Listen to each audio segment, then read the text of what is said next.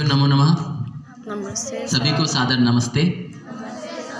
अभी बड़ी सुंदर चर्चा आप सबने सुनी। ढोल गवार शूद्र पशु नारी, ये गोस्वामी तुलसीदास जी की जो रामचरितमानस है उसकी पंक्तियां हैं, उसका दोहा है। और इसके बारे में बहुत सी बातें चलती है समाज में और अलग अलग तरह से इसके अर्थ भी किए जाते हैं। आज सर ने भी एक अलग तरीके से अर्थ किया, बहुत अच्छा लगा कि ताड़न शब्द का अलग अलग लोगों के ऊपर अलग अलग तरह से अर्थ होता है। ताड़न का अर्थ होता है एक मारना भी होता है, तो ढोल को किस प्रकार से मारना है तो उसका भी एक अलग तरीका होता है। जो पशु हैं उनका भी एक अलग तरीका, उनको किस तरह से मारा जाता है। और शूद्र का जब अर्थ हुआ तो मुझे लगा कि आपको बताना चाहिए, शूद्र हमारी संस्कृति में किसे कहा गया है। 4 वर्ण हैं हमारी संस्कृति में, ब्राह्मण, क्षत्रिय, वैश्य और शूद्र। हमारे शास्त्र कहते हैं जन्मना जायते शूद्रः संस्कारात् द्विज उच्यते। जन्म से हम सब शूद्र पैदा होते हैं और संस्कारों से हम द्विज बनते हैं। द्विज मतलब ब्राह्मण, क्षत्रिय और वैश्य।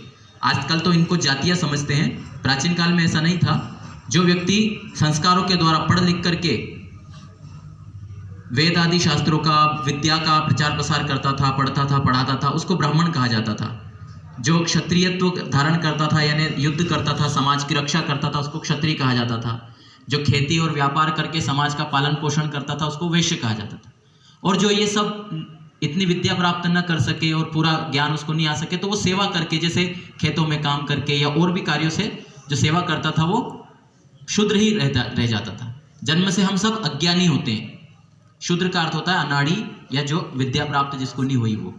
तो जो विद्या प्राप्त करके आगे बढ़ जाते थे उनके वर्ण चेंज हो जाते थे, और जो नहीं कर पाते थे, बहुत पढ़ने के बाद भी नहीं पढ़े, उसको शूद्र कहा जाता था।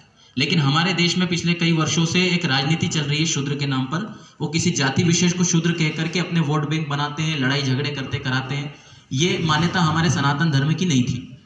कुछ लोगों ने इसको थोप दिया है, कुछ लोग इसको सही मानते हैं। मैं इसको सही नहीं मानता, ना आर्य समाज इसको सही मानता है। तो हमें ये जानकारी आप सबको भी होनी चाहिए। हम सब जन्म से शूद्र होते हैं, ये हमारे शास्त्र कहते हैं। जन्मना जायते शूद्रः संस्कारात् द्विज उच्यते। जन्म से हम सब शूद्र होते हैं और संस्कार के द्वारा हम द्विज बनते हैं।